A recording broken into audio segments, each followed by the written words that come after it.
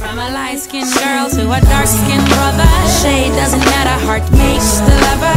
Boy, you're so beautiful, boy, you're so beautiful. This is FreshWOmen. Part 9. Yes, part 9. And I know we took forever to post this. Sorry about that.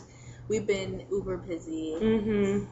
Yes. So this episode is about interracial dating, which is a very near and dear topic to my heart. Shut up.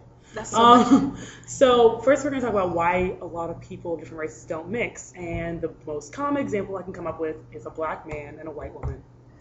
Historically, black men were forbidden from dating white women simply because of the racial, barriers that they had that were implemented at the time. However, white women were known to be much easier and much more interested in sleeping. This is obviously a generalization. Yeah. Sleeping with a black man because of the stereotypes that were associated with them. Black men saw their own women as difficult, loud, and too strong-willed. They wanted someone that would submit, and white women would do that. In some relationships, this mindset is still prevalent today. Black women feel like, white girls take all of our good men. However, we pass them on because we're too busy being all up in their face about how we can do better.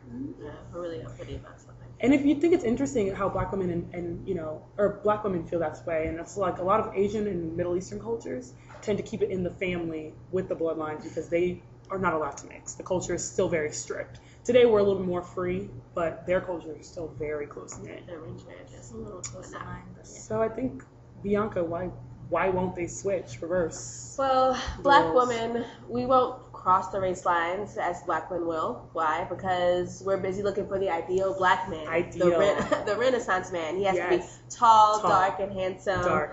Successful, making a lot of money, good job, well-spoken, and black. But however, they're not all out there. You can't find one perfect. No one's perfect. Let's put it that way.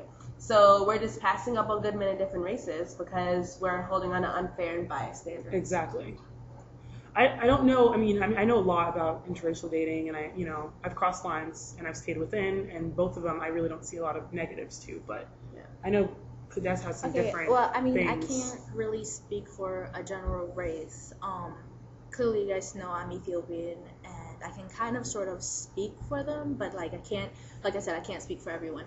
I was brought up in a house where it's okay. I mean, my family back home probably wouldn't accept it, but here my mom's okay with it. But for us, it's kind of like the Asian and Middle Eastern thing where we have to keep it within the bloodlines, where we have to date someone of our own race because that's what's expected. That's what, the culture, and not only culture, but mainly religion, because that plays such a huge role. That plays such a huge role about, how you raise your children and such. And so you don't want to confuse your child, so you kind of got to keep it within. If not, I mean, if we were to bring in a white guy, it would be somewhat okay, because of the whole, I think, I would like to say that my people are ignorant by media. Not ignorant by choice, but ignorant by media. Meaning, every time they see a black person on TV, they're shooting up something, they're cussing. That's a stereotype. Exactly. It is a stereotype, but that's what they see. They don't see anything besides media because they're not in America. They're back home. They're in Africa. They're in Ethiopia. So therefore, they don't see how every race acts. So the way they see it is black guys are bad, white guys are good. So if you were to bring home a white guy, it wouldn't be as bad as you bringing home a black guy. I think it's Even interesting. if he was successful. Even if he was successful, I think it's interesting that we do that as a culture too. We tend to lean towards, well, he's got, he probably has more money if he's lighter skinned even. Yeah. Or if he's, he probably comes from a better. The skin color plays a huge role. And I think there's a real lost passion for, just people. Who cares about what race they are? Yeah. Just people. It's really about the people. I think so many people get caught up, black women especially, get so caught up on, well, it's got to be black, it's got to be beautiful. I mean, he can be black, he can be white, he can be Spanish, he can be Asian, he can be Middle Eastern. It really doesn't matter as long as they're good men. People set up their own standards though, I'm never dating this race or I'm never dating that race. Right, it's true. I mean, I think everyone has their own vibe, preferences. Yeah, it's true. In the end, if you were to cut me and if you were to cut Tiff or Bianca, we'd all bleed the same red blood, so it's kind of like... Well, I have a question. What do you prefer? Do you have a preference for a particular type? I mean, not in a bad way, like a bias, but a preference, just in case. Not necessarily. I don't. No. She knows what I'm going to say. I find Latinos to be very attractive. Oh. Very attractive. I don't have a preference. Like, I don't care. What about you, Click? I don't know. I think I like. I don't know. I don't really you don't like chocolate. Don't act like you don't like I'm just saying. Here's the deal. It doesn't matter whether you're African or African American, as long as you have dark skin. I like the darker skin of almost every race. So yeah. Me personally, I've spun the color wheel so hard. I've dated Asian, I don't like the color wheel. Indian. I've dated all of it. I don't know. I've dated like Indian. Yeah, I dated Indian, and they're beautiful.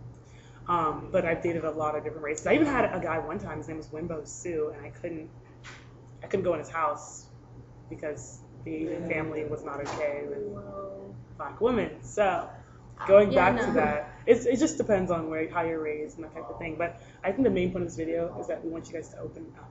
Yes. Open up, branch out, and even if you are comfortable within your own race, at least try it. Here's something scientific though. Did you know that you will have a healthier child if you mix race than to have one of the same? I didn't know that.